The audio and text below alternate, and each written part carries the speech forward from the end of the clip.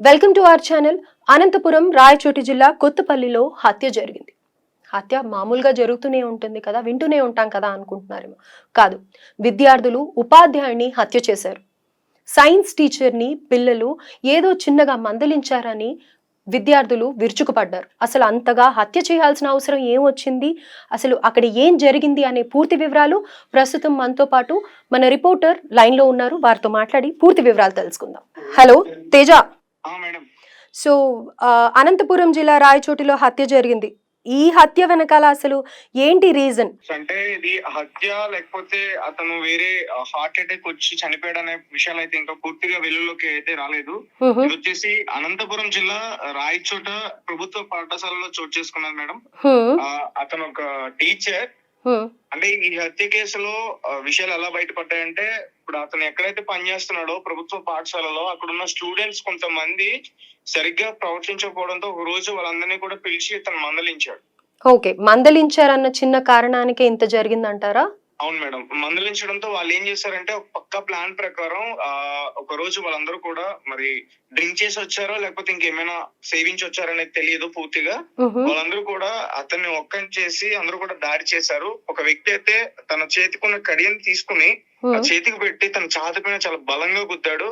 అంత గొడవ జరుగుతున్నా సరే అదే పాఠశాలలో తన తోటి ఉపాధ్యాయులు అంటే తన టీచర్స్, తనతో పాటు వర్క్ చేసే టీచర్స్ కూడా అట్లా చూస్తూనే ఉండిపోయారు. వాళ్ళు ఆ స్టూడెంట్స్ అతని మీద అటాక్ చేస్తుంటే అతను అక్కడే కొట్టిన వెంటనే అక్కడే కింద కుప్ప కూలిపోయాడు. సో ఆ తర్వాత స్టూడెంట్స్ అక్కడి నుంచి పారిపోయారు. ఇదంతా ఎక్కడ జరిగింది? స్కూల్లోనే జరిగింది అంటారా? అంటే ఉపాధ్యాయులు ఉన్నారంటే అఫ్ కోర్స్ స్కూల్లోనే జరిగి ఉంటుంది. మరి అలాంటప్పుడు ఏ ఒక్క టీచర్ కూడా ఎందుకు రెస్పాండ్ కాలేదు అన్న వివరాలు ఏమన్నా తెలిసాయా?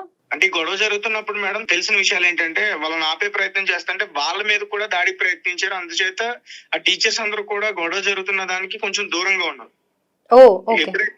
ఎప్పుడైతే టీచర్ కింద పడిపోయాడో వెంటనే టీచర్స్ అందరూ కూడా అతన్ని హాస్పిటల్ తీసుకెళ్లే ప్రయత్నం అయితే చేశారు. కానీ అతను చనిపోయాడు. అక్కడే స్పాట్ లోనే చనిపోయాడు అని చెప్తున్నారు. ఛాతి మీద లెఫ్ట్ సైడ్ గట్టిగా కొట్టడం వల్ల చేతి కడియం తోటి అతను చనిపోయాడు. సో దీన్ని అక్కడున్న ఆ టీచర్స్, ఆ ప్రభుత్వ పాఠశాలలో పనిచేస్తున్న వాళ్ళందరూ కూడా అతను హార్ట్ అటాక్ వచ్చి చనిపోయాడని చెప్పించడానికి ప్రయత్నం అయితే చేశారు. అయితే ఈ వాళ్ళ భార్య ఎవరైతే ఉన్నారో ఆమె కూడా టీచరే, ఆమె వేరే స్కూల్లో వర్క్ చేస్తుంది. సో వెంటనే వాళ్ళు ఆమెకు ఫోన్ చేసి చెప్పగా నిజంగానే హార్ట్ అటాక్ వచ్చి చనిపోయాడు అనుకుంది. బట్ పోస్ట్ మార్టం రిపోర్ట్స్ లో చాలా విషయాలు వెలుగులోకి వచ్చాయి. అతని ఒంటి పైన ఆ దెబ్బలు ఉండటంతో ఆమెకు అనుమానం వచ్చి వెంటనే ఆమె పోలీస్ కంప్లైంట్ ఇచ్చింది. సో పోలీస్ ఇన్వెస్టిగేషన్ లో మిగతా విషయాలన్నీ కూడా బయటపడ్డాయి.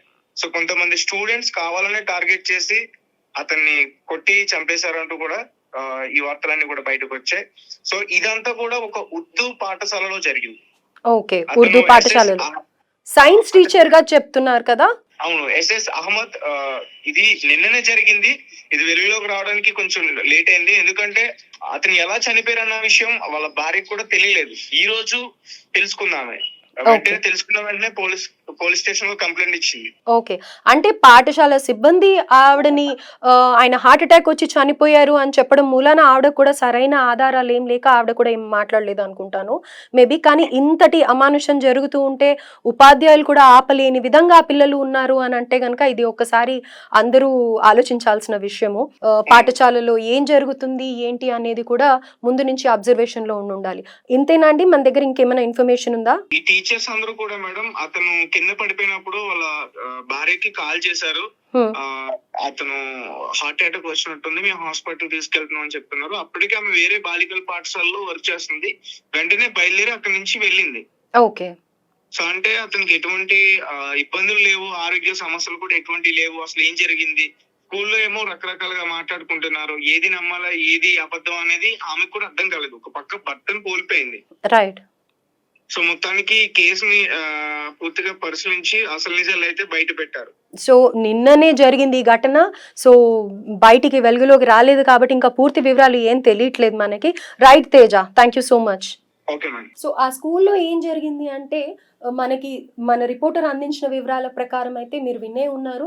ఆ పిడిగుద్దులు అనేది డైరెక్ట్‌గా హార్ట్‌కి తాగడం వల్ల ఆయన అక్కడికక్కడే స్పాట్ డెడ్ అవ్వడం జరిగింది. కానీ ఏది ఏమైనా కానీ స్కూల్ సిబ్బంది కానీ, లేకపోతే ఇంట్లో పేరెంట్స్ కానీ ఆ పిల్లల పెంపకం విషయంలో కొంచెం జాగ్రత్త పడుంటే ఇంకా బావుండేది. ఎందుకంటే తాగి రావడం స్కూల్ అది. అంటే ఆ విద్యార్థులు ఎంత లేదన్నా 14, 15 సంవత్సరాల వయసులోనే ఉండుంటారు. కాబట్టి ఇదంతా అబ్జర్వేషన్ పెట్టుకొని అసలు పిల్లల పెంపకం గురించి కొంచెం ఇంకాస్త జాగ్రత్తలు తీసుకుంటే బావుంటుంది. ఏదేమైనా కానీ ఇలాంటి విషయం జరగడం చాలా బాధాకరం.